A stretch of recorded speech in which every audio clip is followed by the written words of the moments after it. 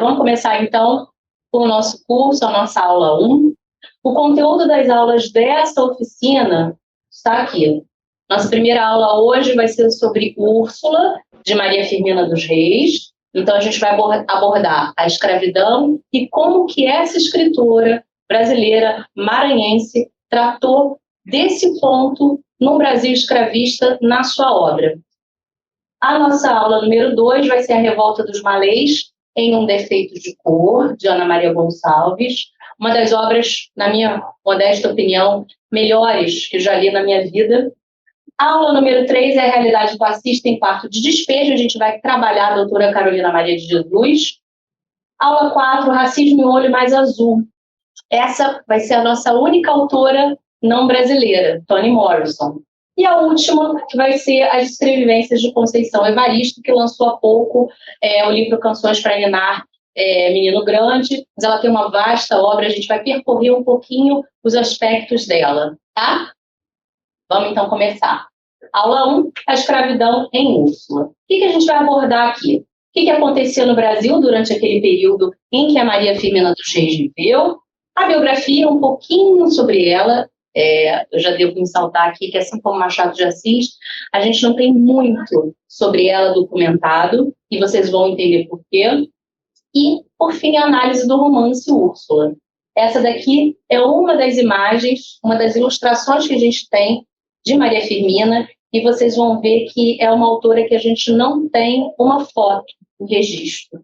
Então, a gente tem apenas depoimentos de pessoas que conviveram com ela, dizendo mais ou menos como é que ela era fisicamente, e a partir daí diversos artistas elaboraram ilustrações de formas diferentes, entendendo como seria ela se ela estivesse viva.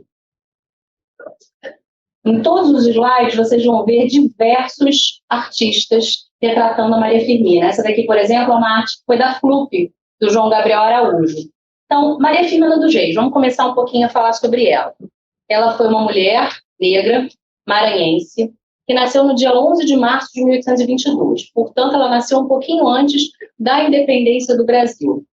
Naquela época, Maranhão era um dos lugares no Brasil que era fortemente escravista, e ela, enquanto mulher negra, ter escrito esse romance em 1859 é extremamente emblemático e importante.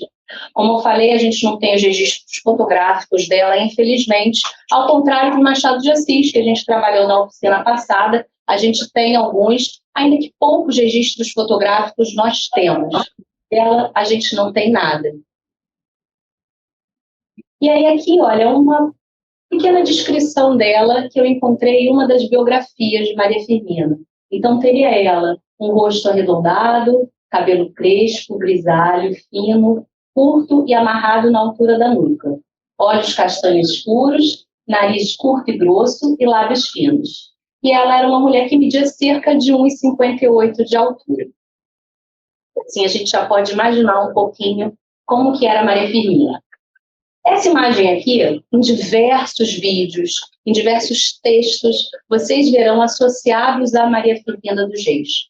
Só que é um erro, não é a Maria Firmina essa. Essa daqui é uma outra escritora, Maria Benedita Bormann, que era autora de Aurélia. Então, sempre que vocês virem essa imagem aqui, não associem a Maria Firmina, porque não é ela. Maria Firmina, ela foi filha de Leonor Filipa. Ela era descrita como uma mulata forra, ou seja, foi uma mulher escravizada, negra, que obteve sua alforria. Ela foi escravizada por um homem aqui, que é o comendador Caetano Teixeira. E aí eu sempre acho importante a gente ver como é que é essa pessoa. Desculpa. O Caetano Teixeira, ele foi um cara importante no meio escravocrata. Ele era um grande comerciante, fazia negociações, inclusive, com países de África, e tinha vastas terras, uma vasta propriedade aqui no Brasil. Não há registros da menção da Maria Firmina com relação a figuras masculinas. A gente tem o nome do pai da Maria Firmina, que era João, mas ela não fala sobre ele, nenhuma obra, nem nos seus diários que foram encontrados depois pelo Horácio, lá na década de 60. O que a gente tem na Maria Firmina é uma relação muito próxima com diversas mulheres na família dela. Então, a gente pode pensar que a família dela era uma família matriarcal, né? A presença feminina era muito forte na vida dela. Ela era muito ligada à mãe, à irmã, e ela tinha duas amigas que ela mencionava também muito nos seus diários. A avó, ela menciona de uma forma muito carinhosa, falando que ela cultivava flores. Então, ela tinha essa ligação com as mulheres. Ela tinha esse amor ali, aquela irmandade entre mulheres. Com relação a homens, avô, pai, a gente não tem nenhuma menção, nenhum dado, nem sequer amigos. Ela não se casou também, então a gente também não tem nenhum registro com relação a isso. Aos 22 anos, muito jovem, ela se tornou professora, professora de primeiras letras. Em 1847, ela foi concursada, ela foi a primeira mulher negra a passar num concurso. E aí tem um fato muito importante para vocês verem a consciência dessa mulher já em 1847, com apenas 22 anos. Conta-se que na época foi lhe dada a, entre aspas, oportunidade de subir no palanque para ser agraciada, né, tomar posse daquele concurso, em cima de um escravizado. E ela se recusou, falando que ela não iria montar em uma pessoa, porque aquele homem que estava ali era uma pessoa que estava, obviamente, totalmente desumanizada, como um animal. Para a gente hoje isso pode parecer óbvio, mas para aquela época, esse posicionamento dessa mulher, em meio àquela sociedade ali do Maranhão, que ainda colhia os louros da escravidão, foi muito forte. Quando ela se aposentou, lá por volta, aqui é controverso dado, tá? 1880 ou 1881, ela fundou a primeira escola mista do Maranhão. Ou seja, ela ensinava mulheres e homens, na verdade, meninos e meninas, né? Naquela época era muito difícil, como vocês viram na nossa última oficina, que mulheres se formassem, porque para elas era destinado o quê? O lar, obrigações domésticas. Inclusive, acho que é muito importante a gente mencionar a última prova do Enem, que tratou sobre o assunto, né? A invisibilidade desse trabalho doméstico. E aí, se a gente trabalhar com a interseccionalidade e voltar para o nosso Brasil escravista, a gente vai entender quais são as mulheres que sempre trabalharam nesse trabalho invisibilizado. Ela fez isso. E aí, obviamente, causou um burburinho total naquela cidade. Não, como assim? Essa mulher vai oferecer estudo para meninas junto com meninos e vai ser gratuito? Nem pensar. A pressão foi tão grande que a escola, infelizmente, só ficou funcionando por 2 anos. Próximo slide. Acho que travou aqui.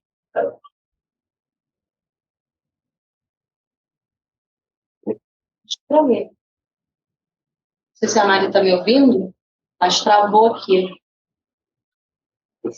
Travou aí. Ela vem aqui? Não sei o que aconteceu. Alguém está me ouvindo aqui, gente, do suporte? Travou aqui o slide. Foi. Passou muito. Foi. Isso. Bom, facetas da Maria Firmina. A gente já viu que ela foi uma professora em uma época em que normalmente mulheres sequer se formavam, enquanto os homens iam inclusive estudar fora, homens brancos de posse iam para, por exemplo, Portugal e voltavam doutores, as mulheres ficavam em casa. E aqui, novamente, a gente faz o recorte, né? Que mulheres que ficavam em casa e que mulheres sonhavam com casamento e em ter filhos? As mulheres brancas. As mulheres negras ou ainda eram escravizadas, ou então alforriadas, ou nascidas livres, elas tinham esse trabalho, o trabalho doméstico. Na nossa oficina passada, eu, inclusive, indiquei o documentário, né, que tem no YouTube, Babás. Vocês vão perceber como que essa profissão ela se perpetua desde o Brasil escravista. E tem diversas imagens que a gente pode analisar com relação a isso, inclusive no Memórias Póstumas, aquela situação do Prudêncio tem tudo a ver com isso. Voltando para Maria Firmina, professora, uma mulher que era independente, que tinha ali a sua pouca economia, mas ela tinha, trabalhava numa escola e educava pessoas, formava pessoas. Ela acreditava que a educação, de uma certa forma, libertaria aqueles meninos e meninas, e ela daria as mesmas oportunidades para as meninas também. Ela foi também uma abolicionista. Em 1800 e pouco, isso era muito, porque como a gente viu na nossa última oficina, o Brasil foi o último país das Américas a abolir a escravidão. Em 1859, quando a Maria Firmina publica o seu primeiro romance, que é o Úrsula, a gente vivia aqui já um barril de pólvora, né? O Congresso já discutia com relação à abolição. Vocês vão ver depois a linha cronológica de leis que foram sendo publicadas ao longo do tempo. A primeira foi de 1831, que foi a Lei Feijó, que até hoje a gente conhece como a Lei para Inglês Ver, é daí que vem essa expressão, porque de fato não aboliu a escravidão. Então foram necessárias novas leis. Lei Eusébio de Queiroz, em 1850, veio depois a Lei dos Africanos Livres, em 1863, 1871, Lei do Ventre Livre, Lei dos Sexagenários, em 1885, para finalmente, só em 1888, a gente ter a Lei Áurea. Né? Então, em 1859, quando ela publica Úrsula, ela faz uma grande denúncia com relação à escravidão. Ela se posiciona de uma forma totalmente firme e que nunca havia sido feita aqui no Brasil. Ela denuncia a escravidão em Úrsula, que é o que a gente vai analisar hoje, é o romance de formação que a gente analisa hoje, e também no Conto à Escrava. Esse conto é bem curtinho e eu indico para vocês lerem, tem disponível, né? Já está no domínio público, vocês podem encontrar na internet. Ela denuncia os horrores da escravidão nos dois. E se a gente for comparar, quais eram os escritores que também trabalharam essa questão da escravidão naquela época? A gente tem o Joaquim Manuel de Macedo, e aí o livro seria o Vítimas Algozes. E quando você comparar a escrita da Maria Firmina com o Joaquim Manuel, vocês vão ver a diferente abordagem com relação à escravidão. Enquanto o Joaquim Manuel, de todas as formas, nos personagens dele, ele diz que quando aquele escravizado se tornava liberto, ele virava um algoz. A Maria Firmina não fazia isso. A Maria Firmina atacava, de uma certa forma, pessoas que se consideravam cristãs e que tinham escravizados. Ela denunciava os horrores da escravidão e invertia a ordem de quem era o bárbaro, quem era o selvagem e quem eram as pessoas de fato humanas. Joaquim Manuel de Macedo não fazia isso. Machado de Assis escreveu diversos contos, escreveu diversos romances em que ele denunciava a escravidão. A gente pode ver isso no Memórias Póstumas, fortemente, e a gente pode ver nesses dois contos de uma maneira bastante direta, que é o caso da vara e o pai contra a mãe. Então, semelhante feito da Maria Firmina pode ser encontrado pouquíssimas vezes. E eu preciso lembrar que o caso da vara e pai contra a mãe do Machado foram escritos depois, né? Pai contra a mãe, inclusive, foi depois da abolição, foi em 1906. Né? Maria Firmina, não. Ela denunciou isso em 1859. E ela foi autora do Hino de Libertação dos Escravos. Eu deixei aqui, olha, o hino. Ela escreveu letra e música. Então, percebam a importância de uma mulher naquele cenário de um Brasil que não estava interessado em mexer nesse barril de pólvora que era a libertação dos escravizados, porque ia mexer com interesses de pessoas muito poderosas. Como é que a gente ia fazer? A preocupação do Congresso, dos conservadores, era: o que a gente vai fazer com essas pessoas que têm esses escravizados? São propriedade deles, a gente vai ter que indenizar, não vai ter dinheiro para isso. Quando que a pergunta real seria: nossa, mas como é que começamos a fazer essa escravização e por que tratamos essas pessoas de uma forma desumanizada?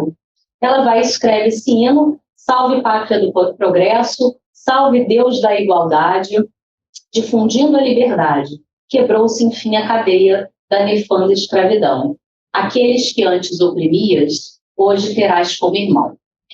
É um hino muito bonito, né? Singelo, curto, e se a gente analisar, eu não digo que é de uma inocência ou ingenuidade, não. Acredito que seja de esperança. Né? Ela acreditava realmente que, com aquele fim da escravidão, de imediato, a gente teria uma igualdade, a gente teria uma união entre aquelas pessoas que tinham sido escravizadas e agora eram libertas. Só que isso a gente sabe que não aconteceu. Aqui eu coloquei mais uma outra imagem da Maria Firmina. E aqui eu acho importante a gente ver qual era o contexto educacional daquela época. Percebam por que era importante aquela menina de 22 anos, de uma forma tão apaixonada, educar crianças. Olha só, Betestato foi um educador que organizou em 1853 uma escola de primeiras letras para meninos pretos e pardos. Então percebam aí como é importante o recorte de raça e gênero. É óbvio que esse feito do Pretestato é importantíssimo. Ele estava educando meninos pretos e pardos numa época que não era permitido, quando era um menino escravizado, por exemplo. Luiz Gama foi alfabetizado só aos 17 anos, escondido, inclusive. Né? A educação, censo de 1872, o índice de analfabetismo no Brasil era imenso, mais de 80%. Em 1890, continuava mais ou menos, né, do mesmo jeito. Coloco aqui também o nome de um outro homem muito importante, que foi o Jael Soares. Ele criou um curso noturno voltado para escravizados. Então, pessoas negras viam a importância da educação como uma forma de libertação, né? Então, não necessariamente uma libertação física, porque ainda ia demorar isso acontecer. A gente está na década de 50 e a abolição foi só quase na década de 90, mas para que não fosse escravizada a mente. Isso é que é o mais importante. E aí o Fanon vai falar sobre isso um século depois, com Pele Negra, as Máscaras Brancas. Então, percebam como essas pessoas estavam na vanguarda já, né? Elas eram visionárias e elas faziam o que lhes cabia ali naquele contexto, cada uma em um lugar, né, do Brasil. Era importante a educação para eles. E aí vocês vão ver na aula que vem como que o saber ler e escrever diferenciava muito um escravizado de outro, inclusive para a possibilidade de fazermos levantes, insurreições, a comunicação entre eles. A revolta dos malês teve muito isso. Esse ensinar é um ato de amor, eu botei, você já deve imaginar, né, de Paulo Freire, de como que é importante a gente educar de uma forma amorosa. E por que eu coloquei aqui? Naquela época, em 1827, a gente precisou ter uma lei que proibiu o castigo corporal com relação a crianças em escolas, né? Então, a gente tinha a questão da palmatória, né? A questão de utilizar realmente aquela criança que não estava aprendendo, ser chamada de burra, enfim. E isso vigorou muito tempo depois. O que a gente pode pensar aqui e concluir? Não é porque a gente tinha uma lei que proibia determinado ato, determinado castigo físico, que instantaneamente isso ia acabar. Não. Inclusive, posso falar até pelo meu pai, né? Porque do meu pai você tinha a questão da palmatória nas escolas. Então, isso foi abolido realmente há pouco tempo, em 1827. Olha quanto tempo demora para a gente, de fato, retirar algo que já está incrustado na sociedade. E aí, sobre a Maria Firmina, vejam só o que as pessoas falavam dela, sobre a educação dela.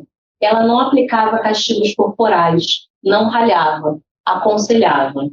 Nas aulas, era todo mundo junto, meninos e meninas. Quem tinha posses pagava, e quem não tinha, não pagava. Então, a gente não tinha, na escola da Maria Firmina, uma educação para apenas pessoas da elite. Ela educava todos da mesma forma, porque acreditava que, dando as mesmas possibilidades, as pessoas teriam a sua libertação.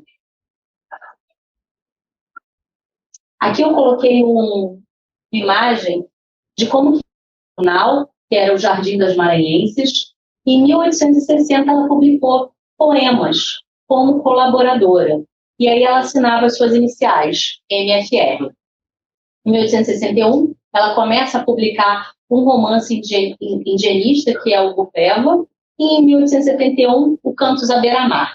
Então, percebam que ela não foi autora apenas de Úrsula, tá? Ela tem outras obras que a gente pode analisar e destrinchar. Não foi uma produção vasta, como a gente viu, por exemplo, com Machado de Assis, mas foi uma produção extremamente importante e significativa se a gente pensar na interseccionalidade. A gente precisa sempre pensar nisso, usar essa ferramenta. Ela era uma mulher no Brasil oitocentista. Ela era uma mulher negra do Maranhão, que vivia ali a escravidão de uma maneira muito pulsante. E ela publica em jornais. Era muito difícil uma mulher publicar em jornais. Então, vamos pensar, por que será que ela assinava a MFR? Por que ela não assinava Maria Firmina? Né? O Machado de Assis, como a gente viu, ele assinava com vários pseudônimos, né? Max, Job, Doutor Semana, e ele era muito inteligente também. A depender do jornal, ele fazia um determinado texto para se posicionar sobre um tema que ele queria, mas colocando um outro pseudônimo. Maria Firmina, por ser mulher, provavelmente por isso ela assinava MFR, ela não colocava o seu nome, né? E a gente tem casos aí de textos, enfim, que são descobertos depois, e nossa, mas era uma mulher que escreveu isso aqui, não sabia, porque não se imaginava que uma mulher realmente poderia escrever, ainda mais uma mulher de origem humilde, como ela sempre falava, uma mulher negra num Brasil escravista. Aí eu coloco um pouquinho sobre o Úrsula, né? O Úrsula ele foi publicado em 1859, como eu digo. E por que eu sempre friso 1859? Para a gente ter sempre em mente essa data. Ele foi o primeiro romance abolicionista que a gente teve. E nessa data, 1859, nesse ano, Luiz Gama publicava também, em São Paulo, o Primeiras Trovas Burlescas de Getulino. Luiz Gama, ele foi o mais importante advogado que a gente teve, né, no Brasil. Ele libertou mais de 500 escravizados, defendendo em tribunal, usando principalmente a lei de 1831, a lei de 1850. Então, ele era extremamente inteligente ao montar a defesa dele. E a Maria Firmina foi brilhante em escrever sobre os horrores da escravidão. Vocês vão ver o porquê. A imprensa divulgou a obra dela. Então a gente pensa, caramba, por que eu só fui conhecer a Maria Firmina agora, há pouco tempo? Né? Naquela época, né, ela foi conhecida, as pessoas liam os textos dela, ela publicava nos jornais, e eu achei muito interessante as duas notas que dois veículos diferentes falaram sobre o livro. Não falaram mal do livro, muito pelo contrário. Vejam só o que eles falaram de Úrsula, a imprensa, que era um jornal que veiculava na época. Essa obra é digna de ser lida, não só pela singeleza e elegância com que é escrita, como por ser a estreia de uma talentosa maranhense. Merece toda a proteção pública para animar sua modesta autora, a fim de continuar a dar-nos provas de seu belo talento. Bom, Não é qualquer pessoa que um romance de estreia ganha uma nota dessa no jornal. Essa daqui foi da Verdadeira Marmota. As suas descrições são tão naturais e poéticas que arrebatam. Um enredo tão intricado chama a atenção e os sentidos do leitor. O diálogo animado e fácil. E eles ainda falam sobre os personagens que ela constrói ali na trama. Mencionam o Túlio, o Comendador, Tancredo e Úrsula, todos com as suas características muito bem desenhadas. Poxa, para uma mulher que publica seu primeiro romance, é um grande feito. Vejam só essa daqui. A gente tem sempre uma crítica, né? Principalmente quando a gente fala de mulheres e escrevendo.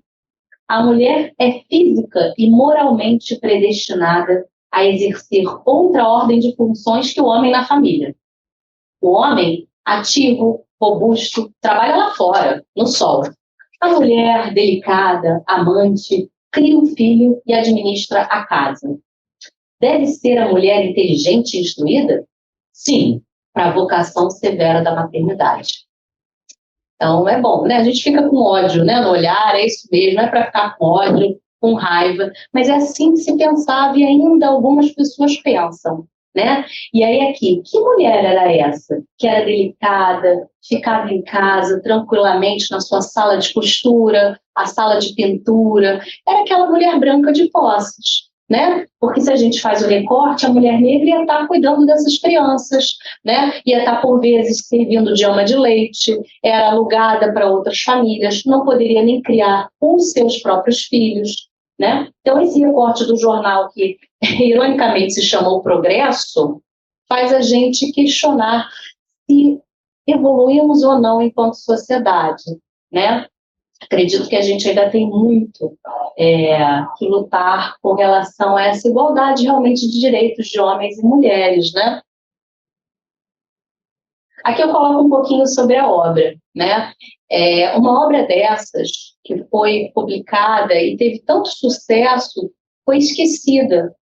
De 1859, né? Só na década de 60, né, 1962, ela foi descoberta de novo. Então, vejam o lapso, né, temporal histórico que ela ficou adormecida, né?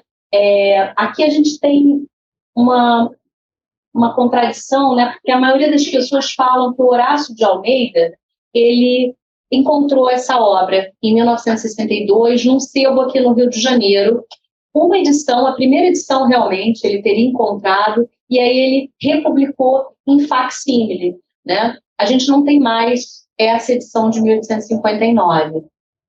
E a Fernanda Miranda, que é uma grande pesquisadora e escreve sobre a Maria Firmina, ela fala também sobre esse Nascimento Moraes Filho, que foi o primeiro biógrafo dela. Ele escreveu uma biografia em 75, e ela fala que o Nascimento estava buscando textos natalinos de autores do Maranhão e teria encontrado também a obra da Úrsula, tá? Ele encontrou, inclusive, Gupeva, e depois foi publicado, enfim. Então, a gente tem esses dois nomes, que foram nomes que contribuíram para que a gente hoje esteja lendo a Úrsula. Nascimento Moraes Filho e o Horácio de Almeida.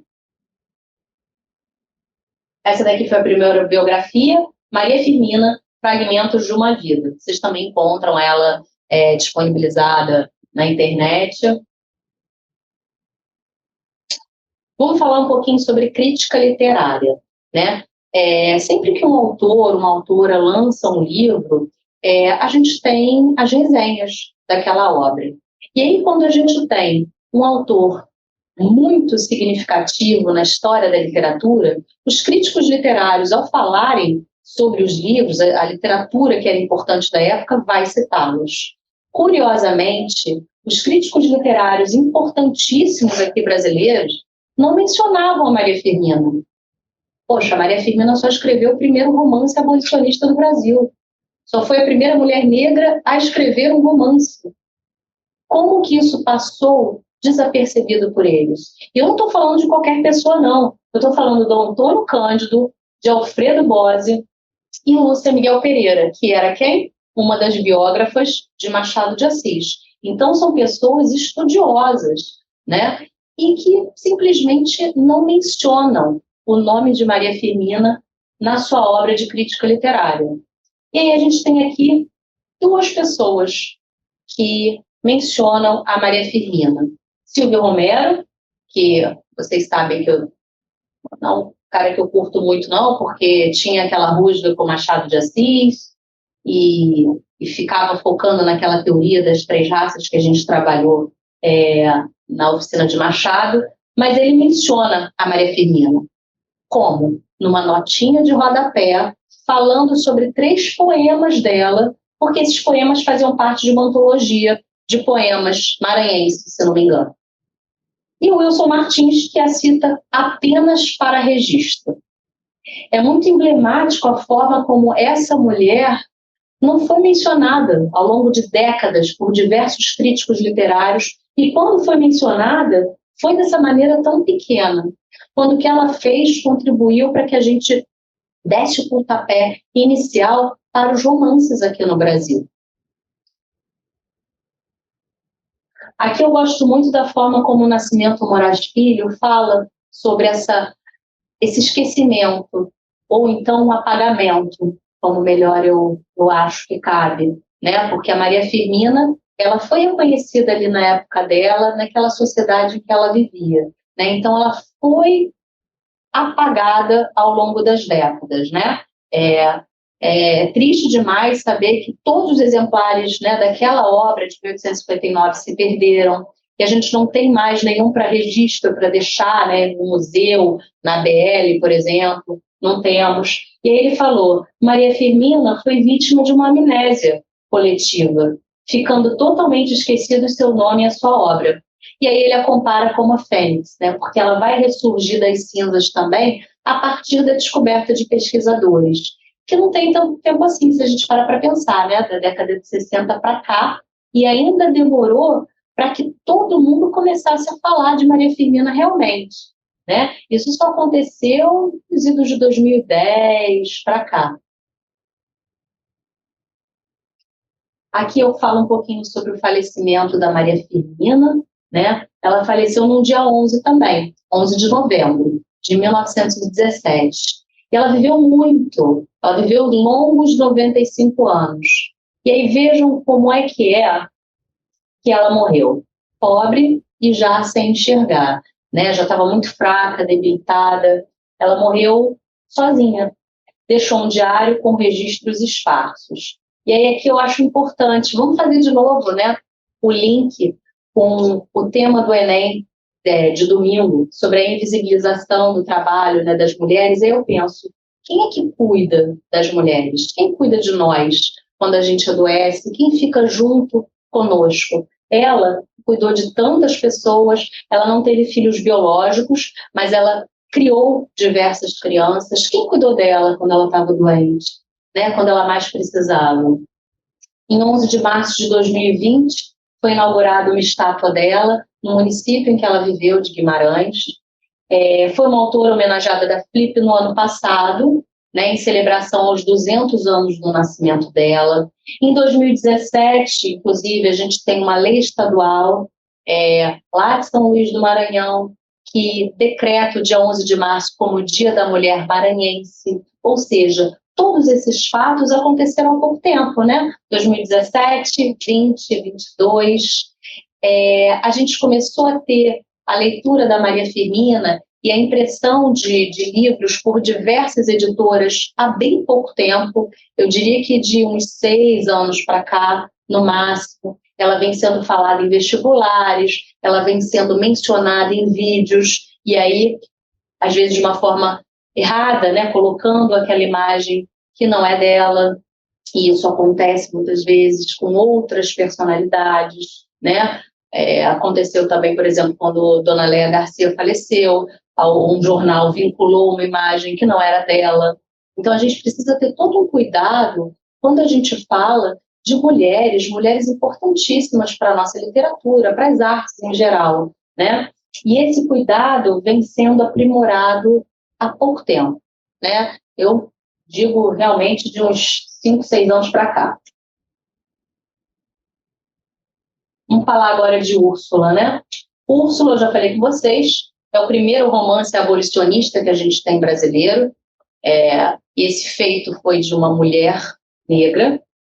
Depois desse romance, qual vai ser a outra escritora negra que vai publicar aqui no Brasil? Vejam o lapso temporal, 1946. Alguém sabe falar quem seria ela? Ruth Guimarães, né, quando ela publica Água Funda.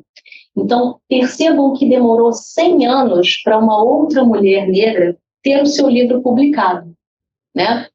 Aliás, o Água Funda eu recomendo bastante, espero que a gente consiga colocar na próxima oficina, na parte 2.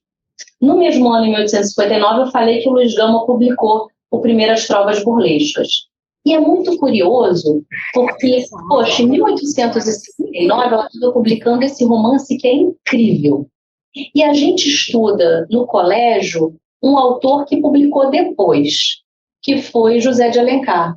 É engraçado como é que todo mundo conhece o José de Alencar, né? Todo mundo teve que ler o Guarani, Iracema, né? Romances incríveis, bababá, e a gente não leu Úrsula na escola, né? Úrsula que veio, na verdade, na vanguarda, né? A gente lê José de Alencar, que inclusive escreve um livro, não sei se vocês sabem, que escreve um livro chamado Cartas a Favor da Escravidão, que inclusive é retirado da obra dele completa, sequer é mencionado esse livro, porque tem, obviamente, problemas nesse livro, e a gente estuda José de Alencar, mas a gente não estuda Maria Firmina dos Reis. Ainda bem que isso está mudando. E aí aqui eu acho muito interessante essa pergunta para a gente pensar realmente, né? Qual seria a função social de uma obra literária, né? A gente tem diversas funções da obra e tem gente até que defende que arte é arte, né? Não precisa ter uma função, uma destinação específica. Só que tem uma autora, que é a Cristina Pinto Bailey, que vai falar que há uma função social na literatura. Não é de resolver problemas, mas é de denunciar o problema e de expor esse problema. Eu gosto muito dessa definição, e aí se eu parar e pensar em todos os escritores e escritoras que eu gosto de ler, eu vou ver que, de alguma forma, há denúncias naquela obra, né? Se a gente fala de Machado de Assis, Lima Barreto, Toni Morrison, Carolina Maria de Jesus, Conceição Evaristo, a gente vai sempre ver ali a função social que ela fala que pulsa, que é a denúncia e a exposição de um problema. A obra literária, ela não vai ter a função de resolver um problema, mas ela vai alertar, ela vai lançar a luz naquele problema, para que a sociedade comece a refletir e ver o que pode ser feito com relação àquilo. Eu digo obra literária de ficção, né? Porque, obviamente, a de não ficção vai trazer soluções para os problemas com os quais a gente vem sendo questionado aí ao longo dos anos. Essa daqui é a capa do Úrsula, né? Olha só como é que foi encontrado pelo Horácio, né? Romance original brasileiro, por uma maranhense. Então, a Maria Firmina aqui também não assinou o seu nome, mas ela fez questão de colocar o gênero ali, né? Ou seja, esse romance foi escrito por uma mulher, uma maranhense. Eu coloco um trechinho do prólogo para vocês verem como é que ela vai chegando devagarinho naquela sociedade patriarcal em que os homens eruditos publicavam e as mulheres brancas ficavam em casa cuidando da família. Mesquinho e humilde livro é este que vos apresento, leitor. Sei que passará entre o indefinitismo glacial de uns e o riso mofador de outros, e ainda assim dou aluno. Não é a vaidade de adquirir nome que me cega, nem o amor próprio de autor. Sei que pouco vale este romance, porque escrito por uma mulher, e mulher brasileira, de educação acanhada e sem o trato e a conversação de homens ilustrados. Vejam só como é que ela se via naquela sociedade, né? Ela pensava que aquele romance dela, de estreia, ia ser ou indiferente para as pessoas, ou então elas iam rir, dar gargalhadas do que ela tinha escrito. E aí ela fala, olha, pouco vale, porque foi escrito por uma mulher brasileira. E aí, eu não sei se ela falou isso, porque a gente já tinha no exterior diversas mulheres conhecidas na literatura, né? Uma delas, por exemplo, mais ou menos da mesma época, foi a Harriet Stowe, que publicou A Cabana do Pai Tomás, em 1851. E esse romance da Harriet Stowe, naquela época, vendeu mais de 1 milhão de cópias. Isso é coisa pra caramba. Só que a Harriet, ela era uma mulher branca, tinha educação. E o livro dela, não digo que foi um estopim, mas contribuiu muito para a Guerra de Secessão nos Estados Unidos, né, que durou de 1861 a 1865. Então, não sei se a Úrsula, a Maria Firmina teve acesso a esse livro, né? Mas fica aqui a menção a ele, que foi publicado um pouquinho antes, né? E aí ela vai falar também sobre a questão, né, da educação, né? A minha educação é uma educação mais humilde, acanhada. Não posso me comparar aos homens ilustrados, né, que vão estudar fora, que têm a faculdade realmente.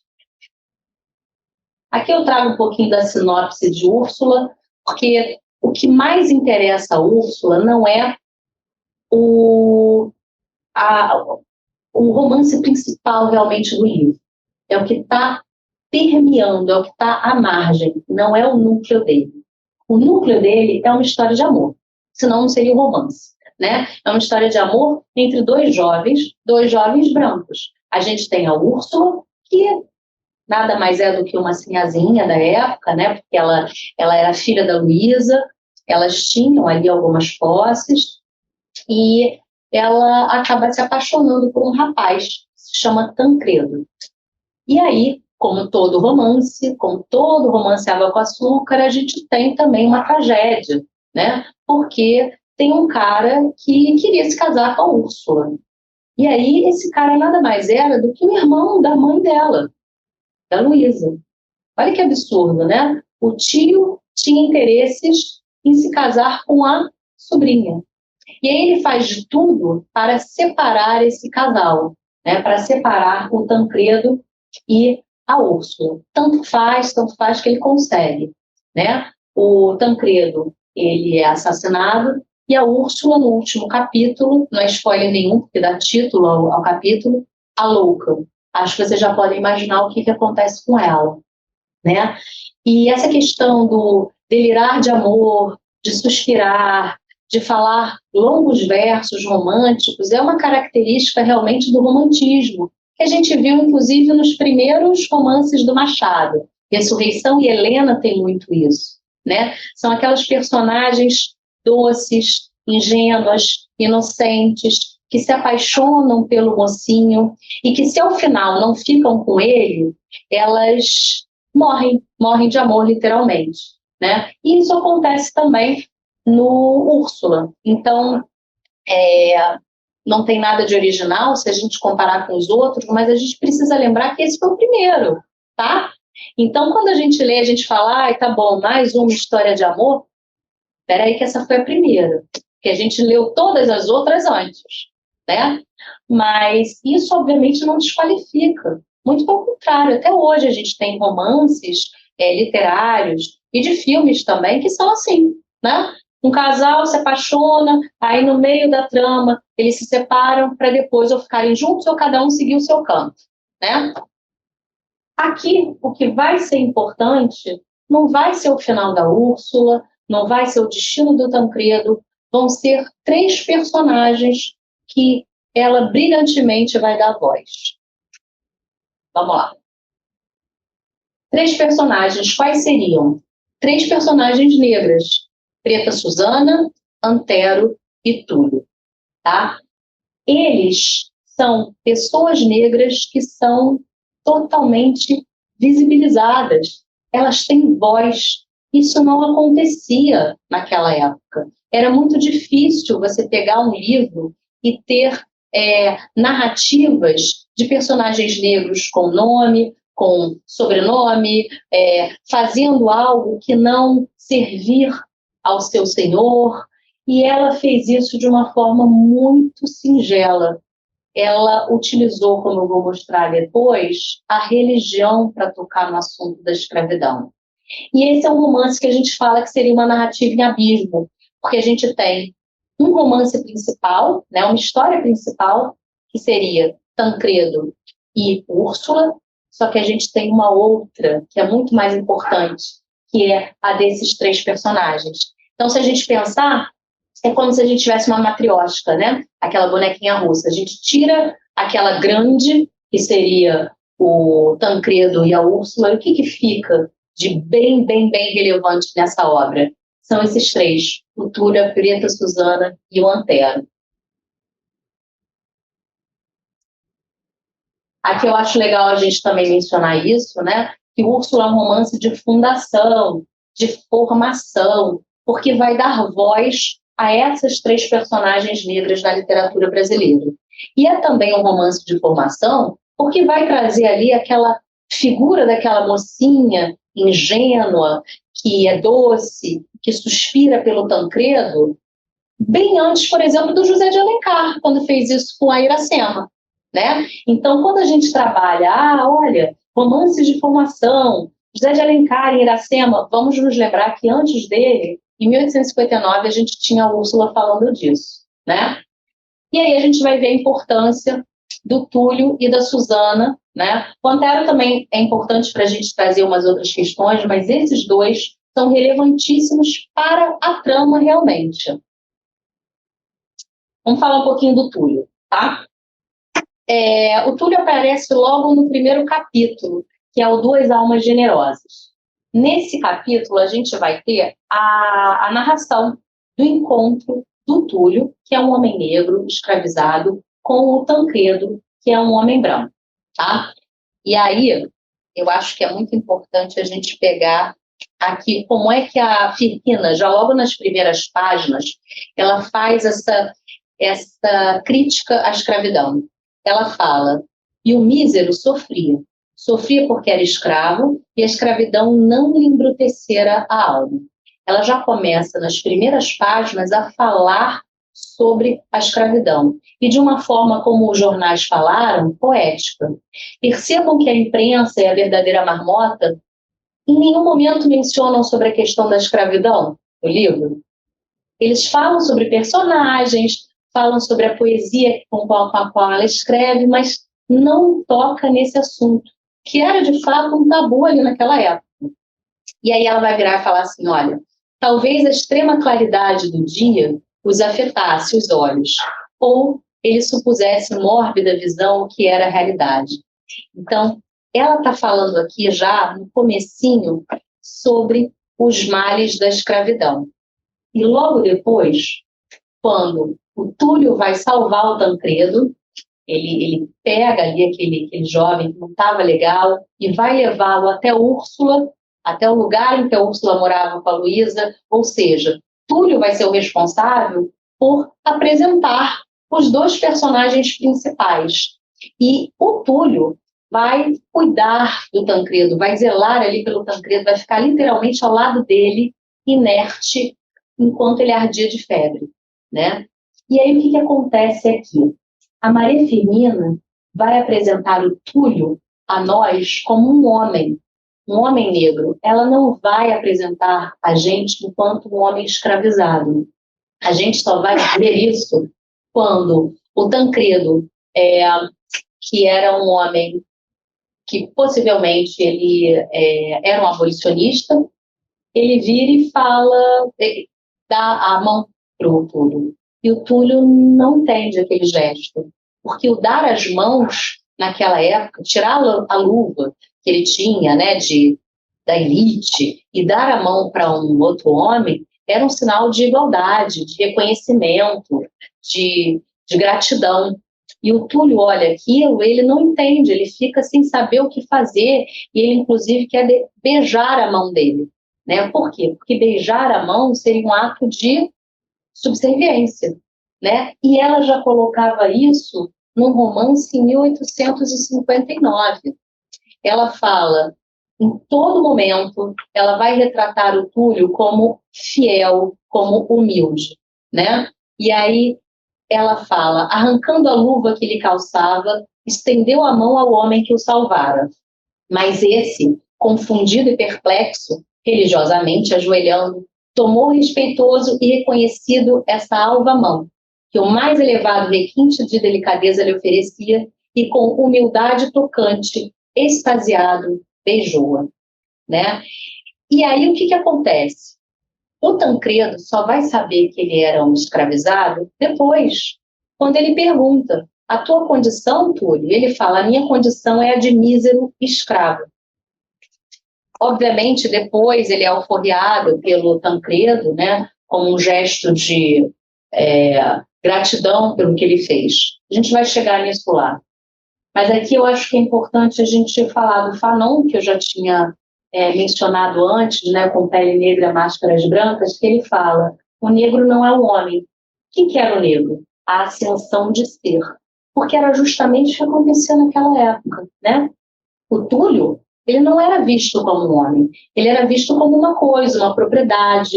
Então, o Tancredo estender a mão para ele, num gesto ali de: olha, você é um homem igual a mim, né? Muito obrigada pelos seus serviços. E o Túlio, tendo essa noção de que ele não era visto como uma pessoa, ele automaticamente se surpreende e ele beija a mão do Tancredo, né? Então vejam como é que a análise do Fanon, 100 anos depois, né, do romance da Maria Firmina, casa muito bem com o que acontecia naquela sociedade.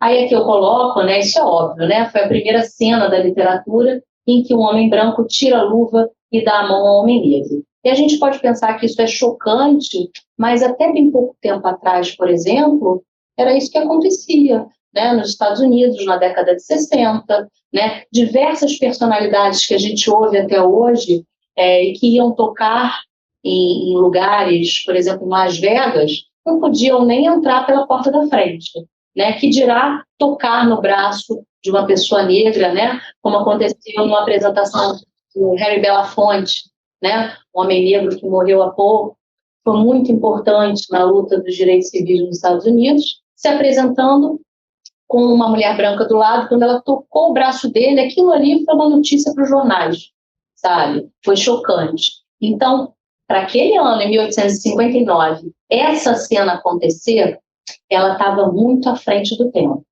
E aí, a diferença, né, que eu já expliquei do aperto de mão e do beijo, e aí, aqui, vejam a posição do Túlio, né? O Túlio falava: pudera todos os corações assemelharem-se ao seu. E aí, tem uma parte aqui, que ele fala: se todos eles, meu senhor, se assemelhassem a vós, por certo, mais suave nos seria a escravidão. Aqui a gente não vai entrar nem no mérito de escravidão branda e cruel, porque não tem isso não existe. Mas o que eu acho importante é ele falar em escravidão suave, porque ele foi um homem que nasceu na escravidão, né? Ele nasceu já escravizado. Então ele não conhecia outra vivência que não aquela de servir. Então, por isso que eu acredito que a Firmina colocou isso, né? O mais suave seria a escravidão. Ele era um rapaz que ele estava conformado com a situação em que ele vivia. E isso não quer dizer que todos os homens negros e mulheres negras escravizadas eram conformados. Vocês vão ver que a Preta Susana é totalmente diferente do Túlio. Eu acho importante isso porque a gente pode apresentar personagens diferentes com características diferentes, para que a trama evolua, e era isso que acontecia também na época. Aqui eu traço um pouquinho da legislação. Eu acho importante a gente ver, né, como é que era aquele período em que a Maria Firmina escreveu esse livro. Por que foi tão importante? Né? Se olha só, desde 1810 a gente tinha tratados procurando, de certa forma, restringir a escravidão, porque ela já estava, pelo menos aqui no Brasil, desde 1535, com relação a africanos, né, escravizados, com relação a indígenas desde 1500 mesmo, né? E a gente vê a proibição do tráfico, Vem a primeira Constituição, 1824. Nesse período aqui de 1859, a gente ainda está com a nossa primeira Constituição, que não mencionava de forma explícita a escravidão, que não tratava pessoas negras como cidadãs. Pouco tempo depois, olha, vem essa lei que é importantíssima, de 1826, que quase ninguém fala sobre ela, porque ela equiparava o tráfico a atos de pirataria. E logo depois a gente vê aquela lei para inglês ver, né? Proibindo ali, de fato, o tráfico de africanos escravizados. Poxa, 1831, 1888. Nesse intervalo foi quando a gente mais importou pessoas de África, de uma forma violenta, através de sequestro. Então, essa lei aqui não funcionou nem um pouco. Veio a Lei Eusébio de Queiroz, que essa a gente estuda, né, na escola. 1853, a Lei dos Africanos Livres. Então, se a gente tivesse aqui ainda africanos que foram escravizados, eles tinham que ser libertados, e isso não acontecia, porque forjava-se, né, muitas vezes, a certidão de nascimento, papéis. Lei Nabuco de Araújo, punição para autoridades que acobertassem o tráfico. Então, a partir daqui, a gente podia punir autoridades. Mas aí a gente precisa pensar, quem eram as pessoas que eram responsáveis pela vinda dessas pessoas para cá de forma ilegal, abrupta? Eram pessoas importantes, de posses. Vocês acham realmente que elas seriam punidas? Certamente que não. Veio a Lei do Ventre Livre, de 1871. Essa lei aqui, a gente trabalhou bem, né, na oficina do Machado. Porque a gente pensa, a lei do ventre livre, que ótimo. Agora, todas as crianças que nascerem do ventre de uma mulher escravizada são libertas. E não era assim. Porque era só após os 8 anos. Então, o que acontecia? Você poderia escolher. Não quero libertar aquela criança, quero ficar com ela, afinal, é uma forma de indenização, até os 21 anos. Olha que absurdo isso. Isso a gente não estudava muito, né, no colégio. A gente pensava que todo mundo era liberto e que maravilha. Não era assim, tá? Então, ou você ficava com a criança até os 8 anos e recebia uma indenização, ou você ficava até 21 anos com aquela criança. 21 anos já era um jovem adulto, né? A expectativa de vida de um homem, né, se fosse um homem negro, naquela época escravizado, era de 30 e poucos, né? E aí veio a lei dos sexagenários, que maravilha!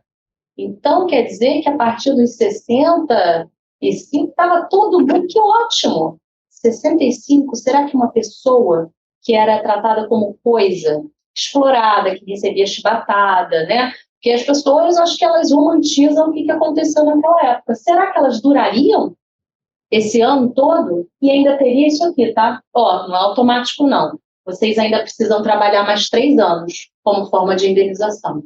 Então, na prática, nesse momento aqui, em 1885, pouquíssimas pessoas foram libertas. Esse, então, era o contexto, né, da Úrsula, da obra.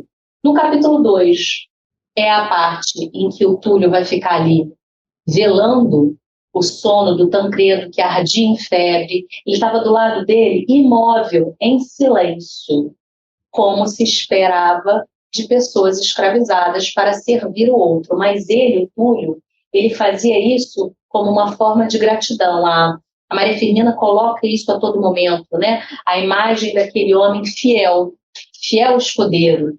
E aí ela vai narrar a febre do Tancredo, aquela febre de delírio, enfim, mas o foco aqui é o comportamento do Túlio.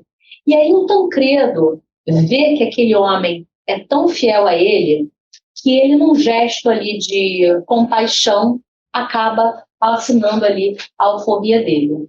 E aí aqui eu acho muito interessante essa frase que ela coloca: a mente, isso ninguém pode escravizar. É algo que o Fanon estava falando na década de 60, né? De como que é importante a gente se libertar na mente. Isso daqui ela falava 100 anos antes. Aqui eu boto também, obviamente, como ele é essencial, o romance, né? Porque eles se conhecem aí. Vamos falar um pouquinho do Antero. O Antero já é um homem mais velho, né? Um homem negro, mais velho, que foi escravizado também, e ele fala sobre a importância do trabalho. E aqui, a Maria Firmina ela traz a questão da bebida alcoólica, algo que muitas vezes é associado, né? A gente tem estereótipos de homens e mulheres negros cunhados ao longo da literatura, cinema, e uma delas é com relação à bebida, né? Que escravizados bebiam, ficavam bêbados, eram moles demais, por isso que não precisavam, não deveriam ser libertos. Ela traz essa questão da bebida e o Antero fala: é o único vício que eu tenho. Que te importa que eu beba? Porventura eu te pedi algum dinheiro? O dinheiro era meu, eu não esmolei. E eu acho que é muito interessante como que a gente precisa retirar esses estereótipos, né, de pessoas negras. Com relação à bebida alcoólica, é um deles, né? Eu não sei se vocês viram ontem, e faz total ligação com isso, o programa Roda Viva. O Ailton Graça foi lá para falar do Mussum, ele está vivendo personagem nos cinemas, e o Mussum foi um dos estereótipos, né, que a gente teve de um homem negro que fazia comédia. O cara era do Originais do Samba. E todo mundo associa o Mussum até hoje como quem? Aquele cara, aquele homem negro que não trabalha, beberrão e que só passa vexame. Não era nada disso. Né? A família lutou muito também contra o estereótipo. Falou, olha, não tinha nada disso não. Então, ou seja, bebia socialmente, né, como muitas das pessoas que estão aqui, inclusive, fazem. Né? Então, por que a ele era colocado esse papel, né, esse estereótipo? No livro do professor Adilson Moreira, ele também cita, né, o Mussum como uma imagem do racismo recreativo que a gente tem. Então, eu sugiro também essa leitura do racismo recreativo, que é excelente. E aí a gente vai falar da Susana. Tá? A Susana, ela não nasceu escravizada. A Susana nasceu livre, ela nasceu em África. Ela não fala qual é o país de África, a Maria Firmina, mas ela nasceu lá e ela foi sequestrada. Então ela tinha família, ela tinha filha, tinha amigas, ela tinha toda uma família nuclear ali e ela foi simplesmente arrancada do lugar em que ela vivia e foi trazida para cá. Então, ela vai usar a voz da Susana, de uma mulher, de uma preta velha já, né, que viveu longos anos escravizada, para falar e questionar, primeiro, a alforria. Né? Porque quando Túlio vira e fala, eu sou livre, sou livre. Você acha que você é livre? Ou seja, você não conhece, você não sabe o que foi liberdade. Né? O que estão te dando aí, como se fosse algo, olha, que maravilha, sou grato por você, é algo que era inato a você. A sua liberdade que te foi arrancada. Então, eles só te estão devolvendo. Ela era inteligentíssima, brilhante, e ela tentava levar para o Túlio essa reflexão. Ela trouxe essa reflexão da alforria e trouxe também essa reflexão que eu acho uma das mais importantes. Quem que era, na verdade, o selvagem? Porque toda uma literatura, se a gente for ver o cinema da época, né, não da época de 1859, né, mas do início ali dos anos 20, 30, cinema mudo ainda, né, como é que era a imagem de pessoas vindas de África? Como é que era a imagem de homens negros? Né? A gente tem o Nascimento de uma Nação, em 1915, né, que foi um filme exibido na Casa Branca para um presidente, que foi o Woodrow Wilson, e que narrava a figura do homem negro como um total selvagem, um cara que era hipersexualizado, que ia estuprar todas as mulheres brancas. Esse era o imaginário. Eram bárbaros, eram selvagens, não controlavam os seus instintos. Ela, em 1859, já invertia essa ordem. Ela falava, tudo me obrigaram os bárbaros a deixar. Então, quem eram os bárbaros? Eram aquelas pessoas, os europeus, portugueses, né, que pegavam, arrancavam ali aquelas pessoas dos países em que elas estavam, tiravam de suas famílias, colocavam num tumbeiro para fazer aquela travessia e chegar aqui no Brasil e serem escravizadas. Ela não era bárbara. Quem era bárbara era quem fazia isso. Então, ela vai narrar também, eu acho isso importantíssimo, a trajetória num navio negreiro. Isso também é algo que a gente ainda não tinha na literatura brasileira. E através das memórias da Preta Suzana, a gente vai se colocar em contato com o que era o banzo, né? Que era aquele sentimento de melancolia que atingia aquelas pessoas escravizadas, né? Não necessariamente aquelas que eram africanas e que vieram para cá, mas também as pessoas que eram descendentes de africanos, porque a gente tem a questão da diáspora também. Esse era o banzo. Muitos se suicidavam, muitos matavam, inclusive, seus filhos, porque não queriam que eles vivessem nesse regime da escravidão. E aí eu indico aqui para vocês um álbum que está disponível nas plataformas, no Spotify, de uma cantora chamada Luciane Dom. O nome do álbum é Liberte-se Banzo.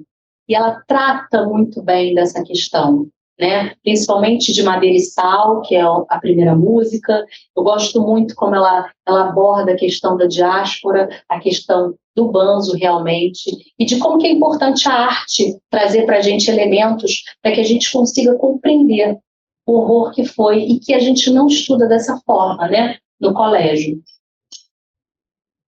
Aqui eu trago um pouquinho da imagem dos tombeiros. Essa imagem aí está disponível, é lá do Museu Afro-Brasileiro, em São Paulo, e lá é maravilhoso esse lugar, que resgata uma memória que a gente insiste, né, em apagar. E o tombeiro era algo tão cruel que alterou a rota de Tubarões. Então, por quê? Porque diversas pessoas eram lançadas ao mar todos os dias. Então, os tubarões que iam para uma determinada rota passaram a trocar para, sentindo o cheiro de sangue, se alimentar. Misturados com animais, com cerca de 2 metros quadrados por pessoa. Não tinha, obviamente, banheiro. Eram todos acorrentados. Pouco importava se você era mulher ou homem, se você fosse uma pessoa mais fraca, mais idosa, se você estivesse grávida, você ia estar presa junto com todas elas. E aí vocês podem imaginar o cheiro que vinha daquele lugar, né, de odor, de fezes e de urina. 1.800.000 pessoas morreram durante essa travessia. Aí a alimentação, obviamente, era precária, era como se fossem rações, e as agressões eram físicas. Aqueles que não fossem, entre aspas, comportados, né? Você imagina, você ser arrancado do seu lugar, ser jogado num navio negreiro, não está entendendo nada que está acontecendo com você, você é amarrado, algemado a outras pessoas, você ainda tem que se comportar muito bem, né? E calar a sua boca. E as mulheres, elas sofriam diversos estupros, algumas chegavam, inclusive, aqui no Brasil, grávidas por conta disso. Obviamente, muitas pessoas cometiam suicídio. Essa parte aqui, eu acho de essencial importância a gente ler, porque é o relato da Suzana de como que era a viagem no navio negreiro. Eu tomo a liberdade para ler aqui para vocês verem. Meteram-me a mim e mais 300 companheiros de infortúnio e de cativeiro no estreito e infecto porão de um navio. 30 dias de cruéis tormentos e de falta absoluta de tudo quanto é mais necessário à vida, passamos nessa sepultura até que abordamos as praias brasileiras. Para caber a mercadoria humana no porão, fomos amarrados em pé e, para que não houvesse receio de revolta, acorrentados como animais ferozes das nossas matas, que se levam para recreio dos potentados da Europa. Dava-nos água imunda, podre e dada com mesquinhez. A comida, má e ainda mais porca. Vimos morrer ao nosso lado muitos companheiros, à falta de ar, alimento e água. É horrível lembrar que criaturas humanas tratem a seus semelhantes assim e que não lhes dou a consciência de levá-los à sepultura asfixiados e famintos. Essa foi a descrição que a Maria Firmina fez de um navio negreiro em 1859. É uma descrição muito fiel se a gente for procurar os registros daquela época. E aqui eu acho importante a gente falar como que ela aborda essa questão da escravidão no livro dela. Em 1824, na nossa primeira Constituição, a gente tinha a religião católica como a oficial. Então, ela, não sei se foi por conta disso, mas ela procurou abordar a questão da escravidão a partir desse viés, né? Desse viés da fé, da religião. Poxa, como que você é temente a Deus? Como que você fala amai-vos uns aos outros se você trata pessoas assim? A todo momento você vai ver isso nessa obra da Maria Firmina. Então, ela tenta trazer essas reflexões para que pessoas cristãs, pessoas católicas, percebam a contradição que é você falar em Deus, em amor, e você, ao mesmo tempo, ir para a praça pública e dar chicotadas numa pessoa, né? Eu acho que é importante a gente falar isso, que acontece também nos romances do Machado, né?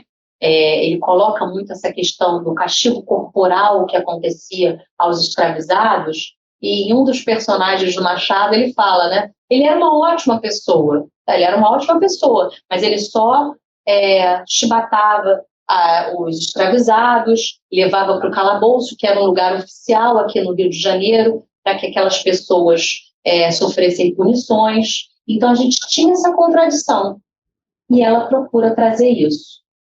E aí eu trouxe aqui a questão da Cabana do Pai Tomás. Por quê? Porque nesse A Cabana do Pai Tomás, da Harriet Stowe, que eu falei que foi um best-seller, ele, até então, só a Bíblia tinha vendido tanto exemplar, né, como ele. Ela conseguiu esse feito de chamar atenção para essa questão da escravidão, foi o estopim lá para a Guerra de Secessão, foi muito importante, e daí a importância da boa literatura. Só que a gente tinha ali o retrato do negro fiel, bom senhor, mau senhor, e isso a gente também tem um pouquinho em Úrsula. E aí aqui tem uma das primeiras edições, né, da Cabana do Pai Tomás. Essa daqui é eu trouxe até para vocês, né, conhecerem, quem não sabe, foi uma novela, né, A Cabana do Pai Tomás, de 1969, aqui no Brasil. E aí percebam, né, Dona Ruth de Souza fazendo ali uma das personagens, e quem era o Pai Tomás era um homem branco, que era o Sérgio Cardoso. Então a gente teve um blackface aqui nessa novela. Sérgio Cardoso, inclusive, interpretou 2 personagens, né, nessa novela. Então, o tamanho foi o sucesso desse romance A Cabana do Pai Tomás, que mais de um século depois a gente teve, inclusive, novela aqui no Brasil com o blackface do Sérgio Cardoso, tá? E é isso, gente. Eu espero que vocês tenham gostado da nossa primeira aula. É sempre um prazer falar sobre literaturas que, para mim, são muito caras. Na aula que vem, a gente vai falar sobre Um Defeito de Cor, da Ana Maria Gonçalves, e A Revolta dos Malês, tá? Quem quiser falar comigo, pode entrar lá no Instagram do Justa Causa, mandar um direct, que eu sempre respondo. E se vocês tiverem perguntas, a hora é agora. Eu queria só falar sobre a questão daquele número, que mais de quase 2 milhões de mortos durante... Eu acho que tem que pegar o microfone, tem não? Assim. Deixa eu ver. Peraí que ele vai pegar o microfone, gente. É para o pessoal que está podendo ouvir.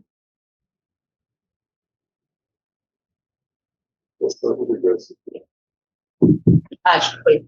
Então, aquele número, né, de quase 2 milhões de mortos durante 3 séculos, né, de escravidão, né, na travessia. Na travessia. A gente ouve esse número assim, não tem noção do que é isso. Né? Na verdade, isso dá uma média de 14 mortos por dia durante 365 dias por ano. Sim. Tá? Então, são 14 pessoas que morreram jogadas no mar durante 365 dias. Foi isso até que eu acho que eu coloquei até, né? E a gente fica muito imerso em números, né? E eu acho que é muito importante a gente falar sobre isso.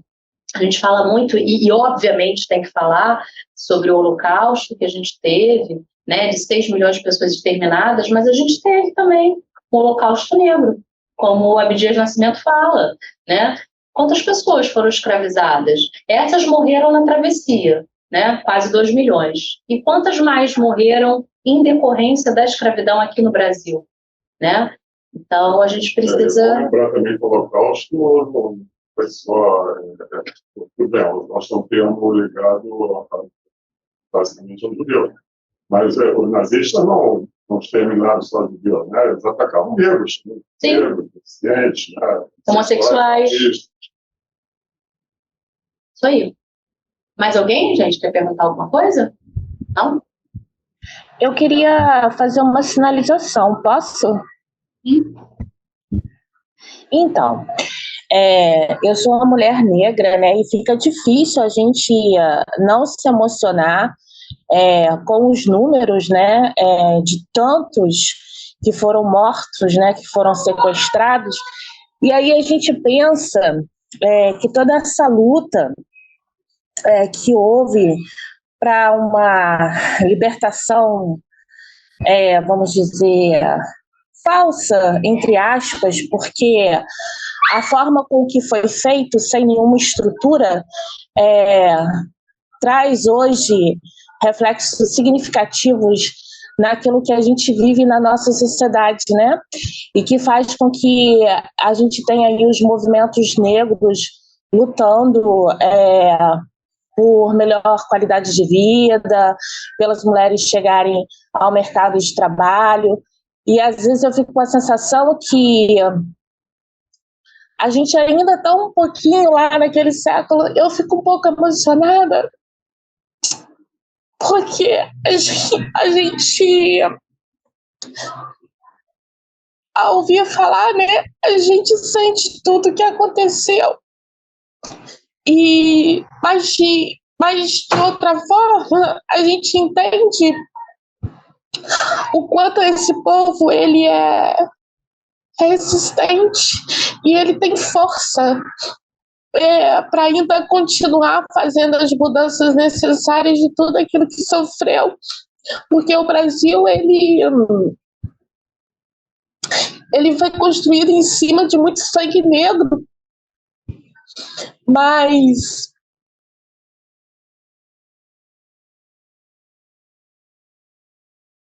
será que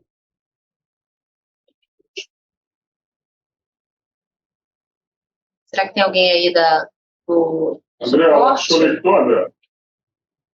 Não, tá nem mexendo aqui. André? Ó, tá aqui ainda, tá minha imagem. Tô aqui, tá, pra mim tá tudo normal aqui. Você estava falando... Quem estava falando que eu não sei o nome dela? Eu acho que a participante caiu. Foi ela? Patrícia é o nome da participante. Ativa o microfone. Pronto, ela voltou. Meu microfone fechou e nem... não sei até onde vocês me ouviram. Mas era praticamente isso. Eu acabo me emocionando porque toca a alma, né?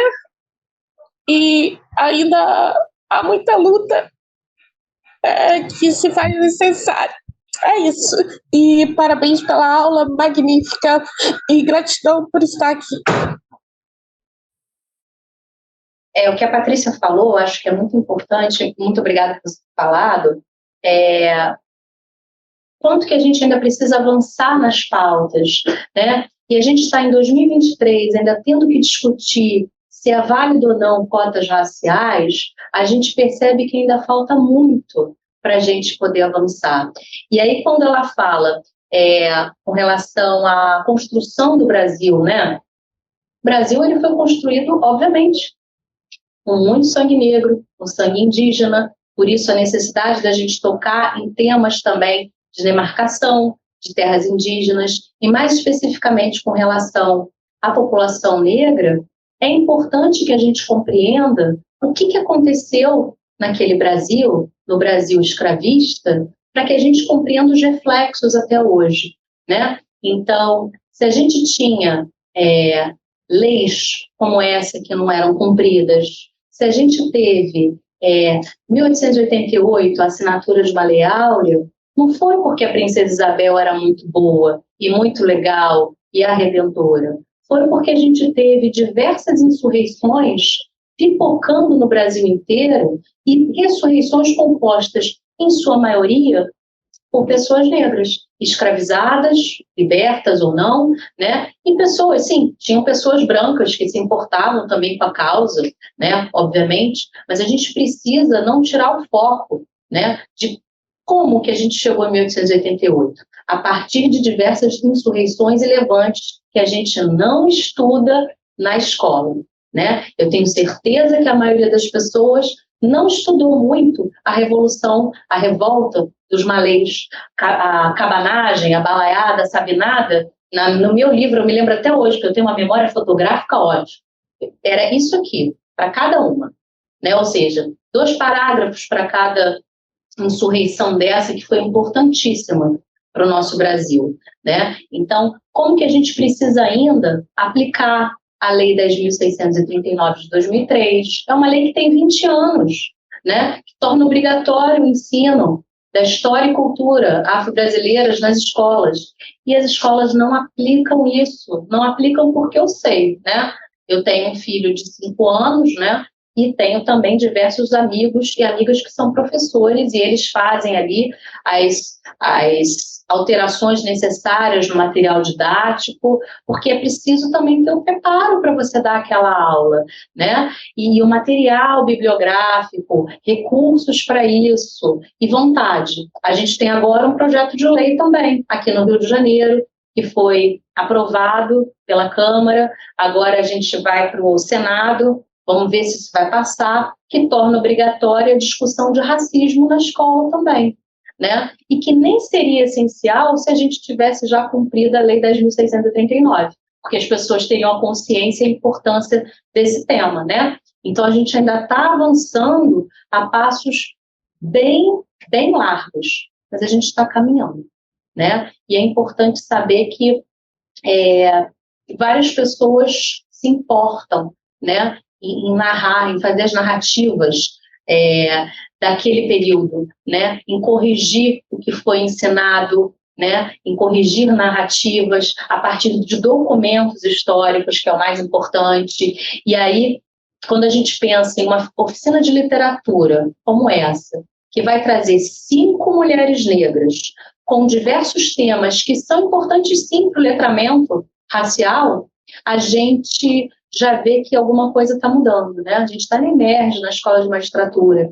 Então, a gente tem aqui pessoas do meio jurídico, né? Então, é importante que a gente mude isso.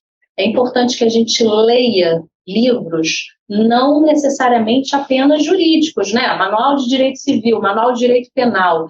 Caramba, você tem que ler a hermenêutica, por exemplo, do professor Adilson Moreira, Pensando como um Negro. Você tem que ler Racismo Recreativo, Racismo Estrutural, de Silvio Almeida. Esses são os básicos, né? E não é nenhum favor, né, a gente ler isso. A gente precisa divulgar. Então, se pessoas não têm acesso a essa leitura, faça você chegar a elas, né?